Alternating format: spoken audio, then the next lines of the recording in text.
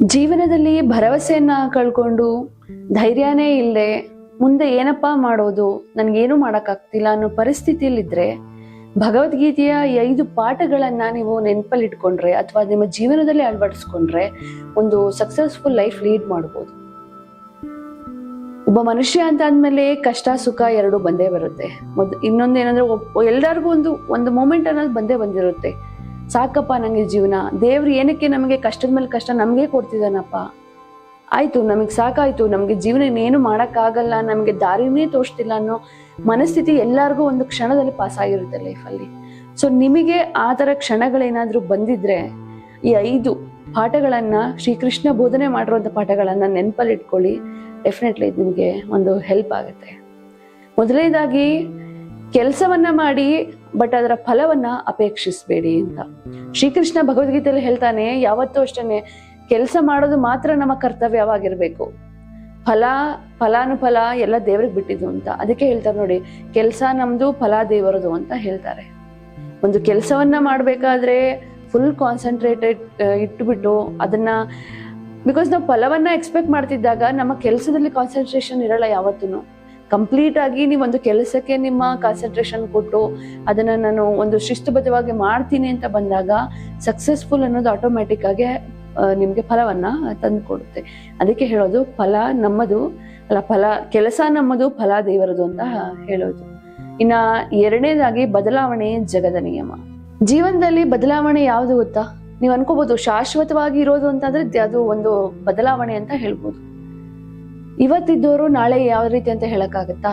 ಕಷ್ಟನೇ ಇರುತ್ತೆ ಎಲ್ರಿಗೂ ಅಂತ ಹೇಳಕ್ಕಾಗತ್ತಾ? ಎಲ್ಲದಕ್ಕೂ ಒಂದು ಬದಲಾವಣೆ, ಒಂದು ಟೈಮಿಂಗ್ಸ್ ಅಂತ ಇರುತ್ತೆ. ಕಷ್ಟ ಬಂದಾಗ ನನಗೆ ಆಗ್ತಾನೆ ಇಲ್ಲಪ್ಪ ಅಂತ ನಕಾರಾತ್ಮಕವಾಗಿ ಥಿಂಕ್ ಮಾಡಬಾರ್ದು, ನೆಗೆಟಿವ್ ಆಗಿ ಥಿಂಕ್ ಮಾಡಬಾರ್ದು. ಕಷ್ಟ ಬಂದಿದ್ಯಾ, ಅದರಿಂದ ಕಲಿಯೋಣ. ಏನು ಸಕ್ಸಸ್ ಅನ್ನೋದು ಮತ್ತೆ ಫೇಲ್ಯೂರ್ ಅನ್ನೋದು ಎರಡೂ ಒಂಥರ ಕಾಯಿನ್ ಇದ್ದಂಗೆ. ಯಾವಾಗ್ಲೂ ಸಕ್ಸಸ್ ಬರ್ಬೇಕು, ಯಾವಾಗ್ಲೂ ಫೇಲ್ಯೂರ್ ಬರ್ಬೇಕು ಅಂತ ಅಂದ್ರೆ ಆಗಲ್ಲ. ನಾವು ಫೇಲ್ಯೂರ್ ಅನ್ನ ಒಂದು ಕಂಡಾಗ ಅದನ್ನ ನೆಗೆಟಿವ್ ಆಗಿ ಥಿಂಕ್ ಮಾಡೋ ಬದಲು ಅದರಿಂದ ಏನೋ ಕಲ್ತೀವಿ ನಾವು ಅನ್ನೋದು ಮನೋಭಾವ ಇರಬೇಕು. ಬದಲಾವಣೆ, ಅದಕ್ಕೆ ಹೇಳುದು ಬದಲಾವಣೆ ಜಗದ ನಿಯಮ ಅಂತ. ಜೀವನದಲ್ಲಿ ಇವತ್ತು ಹಿಂಗಿದೀವಪ್ಪ, ಬಟ್ ನಾಳೆ ಇನ್ನೂ ಒಂದ್ ಕಡೆ ಚೇಂಜ್ ಆಗ್ತೀವಿ. ಇವತ್ತು ನನಗೆ ಒಳ್ಳೆ ಕೆಲಸ ಇಲ್ಲ, ನಾಳೆ ಸಿಗುತ್ತೆ. ಇವತ್ತೇನೋ ನಂಗೆ ವರ್ಕ್ ಆಗ್ತಿಲ್ಲ, ನಾಳೆ ಆಗುತ್ತೆ. ಬಟ್ ಇವತ್ತೇನೋ ನಂಗೆ ವರ್ಕ್ ಆಗಿದೆ ಅಂದ ತಕ್ಷಣ ಡೆಫಿನೆಟ್ಲಿ ಎವ್ರಿ ಡೇ ಅದೇ ಆಗುತ್ತೆ ಅಂತಿಲ್ಲ. ಜೀವನ ಅಂದ್ರೇನೆ ಹಂಗೆ, ಕಾನ್ಸ್ಟೆಂಟ್ ಯಾವುದು ಇರಲ್ಲ. ಎಲ್ಲ ಬದಲಾವಣೆ, ಅದು ಸೂಪರ್ ಸ್ಟಾರ್ ಇರಲಿ, ಎಷ್ಟೇ ಕೋಟಿ ದುಡ್ಡು ಇರಲಿ, ಅದು ಮ್ಯಾಟ್ರ್ ಆಗಲ್ಲ. ಎಲ್ಲರಿಗೂ ಬದಲಾವಣೆ ಅನ್ನೋದು ಅನಿವಾರ್ಯ ಆಗಿರುತ್ತೆ. ಇನ್ನ ಮೂರನೇದಾಗಿ ಒಂದು ಸ್ಥಿರ ಮನಸ್ಸಿರ್ಬೇಕು. ಮನುಷ್ಯ ಅಂತ ಅಂದ್ಮೇಲೆ ಒಂದು ಸ್ಥಿರ ಮನಸ್ಸು, ಒಂದು ಕಾನ್ಸ್ಟೆಂಟ್ ಮನಸ್ಸಿದ್ದಾಗ ಮಾತ್ರ ಅವನು ನೆಮ್ಮದಿ ಜೀವನವನ್ನ ಸಾಗಿಸ್ಲಿಕ್ಕೆ ಸಾಧ್ಯ ಆಗುತ್ತೆ. ಇವಾಗ ಎಕ್ಸಾಂಪಲ್ ಹೇಳ್ತಿರೋದು, ಕಷ್ಟ ಬಂದಾಗ ಕುಗ್ಗು ಬಿಡೋದು, ಸುಖ ಬಂದಾಗ ಹಿಗ್ಗು ಬಿಡೋದು. ಅವಾಗ ಮನಸ್ಸಿಗೆ ನಿರಾಸೆ ಅನ್ನೋದಾಗತ್ತೆ ಅಲ್ವಾ. ಒಂದು ಎಕ್ಸ್ಪೆಕ್ಟೇಷನ್ ಇಟ್ಕೋಬಾರ್ದು ಯಾವತ್ತು ಲೈಫಲ್ಲಿ. ನಾನು ಹಿಂಗೆ ಇರ್ಬೇಕು, ಒಂದು ಗುರಿ ಅನ್ನೋದು ಇರ್ಬೇಕು ಹೊರತು ನಾನು ಇದೇ ತರ ಲೈಫ್ ಲೀಡ್ ಮಾಡ್ತೀನಿ ಅಂತ ಯಾವತ್ತೂ ಅನ್ಕೋಬಾರ್ದು. ಯಾಕಂದ್ರೆ ಕಷ್ಟಗಳಂತ ಬಂದಾಗ ಮನುಷ್ಯನ ತೀರ ಕುಗ್ಗಿಸ್ಬಿಡುತ್ತೆ. ನೆಕ್ಸ್ಟ್ಗೆ ಅವನು ಮೋಟಿವೇಟ್ ಮಾಡ್ಕೋಬೇಕಾಗುತ್ತೆ, ನಾನು ಏನ್ ಮಾಡ್ತೀನಿ ಅಂತ. ಸೊ ಜೀವನದಲ್ಲಿ ಯಾವತ್ತೂ ಅಷ್ಟೇ, ಕಷ್ಟ ಬಂದಾಗ ಕುಗ್ಗಬೇಡಿ, ಸುಖ ಬಂದಾಗ ಹಿಗ್ಗಬೇಡಿ. ಒಂದು ಕಾನ್ಸ್ಟೆಂಟ್ ಮೈಂಡ್ ಸೆಟ್ ಅನ್ನ ನೀವು, ಮನಸ್ಥಿತಿಯನ್ನ ನೀವು ತಗೊಂಡ್ರೆ ಅದು ಒಂದು ಯಾವುದೇ ರೀತಿ ನಿರಾಸೆ ಅನ್ನೋದು ಆಗಲ್ಲ, ನಿಮ್ಗೆ ಬೇಜಾರೇ ಆಗಲ್ಲ. ಒಂದು ಕಾನ್ಸ್ಟೆಂಟ್ ಮನಸ್ಸು, ಕಷ್ಟ ಸುಖ ಎರಡನ್ನೂ ಒಂದೇ ರೀತಿ ನಿಮ್ಮ ಅಕ್ಸೆಪ್ಟೆನ್ಸ್, ಮನಸ್ಸಿನಲ್ಲಿ ಒಂದು ಅಕ್ಸೆಪ್ಟೆನ್ಸ್ ಅನ್ನೋದು ಬಂದಾಗ ಯಾವುದೇ ರೀತಿ ಚೇಂಜಸ್ಗಳು ನಿಮ್ಗೆ ಕಾಣಲ್ಲ. ಅದಕ್ಕೆ ಹೇಳೋದು, ಮನುಷ್ಯ ಅಂತ ಅಂದ್ಮೇಲೆ ಯಾವತ್ತೂ ಒಂದೇ ತರ ಇರಬೇಕು. ಕಷ್ಟ ಸುಖ ಏನೇ ಬಂದ್ರೂ ಒಂದೇ ತರ ಇರಬೇಕು. ಇನ್ನ ನಾಲ್ಕನೇದಾಗಿ ಆತ್ಮವಿಶ್ವಾಸ ಮತ್ತೆ ನಂಬಿಕೆ. ಯಾರ ಮೇಲೆ ಆತ್ಮವಿಶ್ವಾಸ ಇಡಬೇಕು? ನಿಮ್ಮ ಮೇಲೆ ನೀವು ಆತ್ಮವಿಶ್ವಾಸನ ಇಟ್ಕೋಬೇಕು. ದೇವರ ಮೇಲೆ ನಂಬಿಕೆಯನ್ನ ನೀವು ಇಟ್ಕೋಬೇಕು. ಏನೋ ಒಂದು ಕೆಲಸ ಮಾಡ್ತೀವಿ ಅಂದಾಗ ಫಸ್ಟ್ ನಿಮ್ಗೆ ಕಾನ್ಫಿಡೆನ್ಸ್ ಇರಬೇಕು. ನಾನು ಮಾಡ್ತೀನಪ್ಪ, ದೇವ್ರು ನನ್ನ ಜೊತೆ ಇದ್ದಾನೆ. ನೀವು ಗೊತ್ತಿರ್ಬೋದು, ಇವಾಗೆಲ್ಲ ಮ್ಯಾನಿಫೆಸ್ಟೇಷನ್ ಅಂತ ಮಾಡ್ತಾರೆ. ಇವಾಗ ದಟ್ ಈಸ್ ನಥಿಂಗ್ ಬಟ್ ಇದೇನೆ. ಇವಾಗ ಒಂದು ಹೊಸ ಹೆಸರು ಕೊಟ್ಟಿದ್ದಾರೆ ಅಷ್ಟೇ, ಮ್ಯಾನಿಫೆಸ್ಟೇಷನ್. ಯೂನಿವರ್ಸ್ ಅಂದ್ರೇನೆ ದೇವರು. ದೇವ್ರ ಬಗ್ಗೆ ನಂಬಿಕೆ ಇಡ್ತೀವಿ, ಯೂನಿವರ್ಸ್ ಮೇಲೆ ನಂಬಿಕೆ ಇಡಿ ಅಂತ ಹೇಳ್ತಾರೆ ಇವಾಗ. ಸೊ ನಮ್ಮ ಮೇಲೆ ನಮಗೆ ಕಾನ್ಫಿಡೆನ್ಸ್ ಇರಬೇಕು, ದೇವರ ಮೇಲೆ ನಂಬಿಕೆ ಇರಬೇಕು. ಅವಾಗ ನಾವು ಒಂದು ಕೆಲಸವನ್ನ ಸಕ್ಸಸ್ಫುಲ್ ಆಗಿ ಮಾಡೋದಕ್ಕೆ ಸಾಧ್ಯ. ಇನ್ನ ಐದನೇ ಪಾಯಿಂಟ್ ಹೇಳೋದಾದ್ರೆ, ಏನೇ ಆದ್ರೂ ಅದು ಒಳ್ಳೇದಕ್ಕೆ ಅಂತ ಅನ್ಕೋಬೇಕು. ಬಿಕಾಸ್ ಮನುಷ್ಯ ಹೇಗೆ ಅಂತ ಅಂದ್ರೆ, ಕಷ್ಟ ಆದಾಗ ನೆಗೆಟಿವ್ ಆಗಿ ಥಿಂಕ್ ಮಾಡೋದು, ಒಂದು ಒಳ್ಳೇದಾದ ತಕ್ಷಣ ಓ ನನ್ನ ಜೊತೆ ದೇವ್ರಿದ್ದಾನೆ ಅಂತ ಅನ್ಕೊಳ್ಳೋದು, ಅದು ತುಂಬಾ ತಪ್ಪು. ಎಷ್ಟೇ ಕಷ್ಟಗಳು ಬಂದ್ರೂ ಒಂದು ಸುಖ ಅನ್ನೋದು ಬಂದೇ ಬರುತ್ತೆ. ಈಗ ಹೇಳ್ತಾರಲ್ಲ, ರಾತ್ರಿ ಆದ್ಮೇಲೆ ಹಗ್ಲು ಹಾಗೇ ಆಗತ್ತೆ ಅಂತ. ಸೊ ಹಾಗೆ ಮನುಷ್ಯನ ಜೀವನದಲ್ಲಿ ಏನೇ ಆದ್ರೂ ಪದೇ ಪದೇ ಆಗ್ತಾ ಇದ್ದಾರೆ, ಒಂದು ಕಾರಣ ಇರುತ್ತೆ.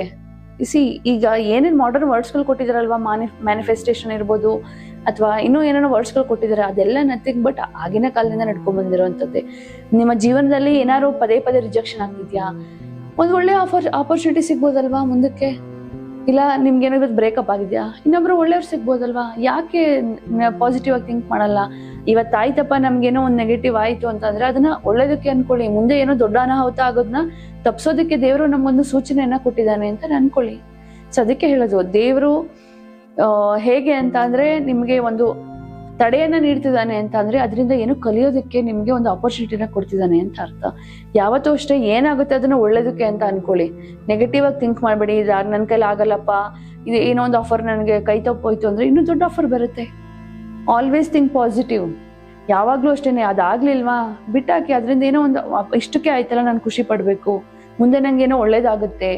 ಅದಕ್ಕೆ ಆಗೋದಿಲ್ಲ ಒಳ್ಳೇದಕ್ಕೆ ಅಂತ ಥಿಂಕ್ ಮಾಡಿದಾಗ ಲೈಫಲ್ಲಿ ಎಲ್ಲ ಒಳ್ಳೇದಾಗುತ್ತೆ. ಸೊ ಈ 5 ಭಗವದ್ಗೀತೆಯ ಪಾಠಗಳನ್ನ ನಿಮ್ಮ ಜೀವನದಲ್ಲಿ ಇದು ಬೇಸಿಕ್ ನಾರ್ಮಲ್. ಈಗ ಡೈಲಿ ಲೈಫಲ್ಲಿ ನೀವು 5 ಪಾಠಗಳನ್ನ ಒಂದು ಸಿಂಪಲ್ ವೇನಲ್ಲಿ ಹೇಳಿದ್ದೀನಿ ನಿಮ್ಗೆ. ಶ್ರೀಕೃಷ್ಣ ಹೇಳಿದನ್ನ 5 ಪಾಠಗಳನ್ನ ಅಳವಡಿಸ್ಕೊಳ್ಳಿ. ಡೆಫಿನೆಟ್ಲಿ ಒಂದು ಪೀಸ್ಫುಲ್ ಲೈಫ್ ಲೀಡ್ ಮಾಡೋದಕ್ಕೆ ಹೆಲ್ಪ್ ಆಗುತ್ತೆ. ಮತ್ತೆ ಭಗವದ್ಗೀತೆನ ಓದ್ತಾ ಇರಿ.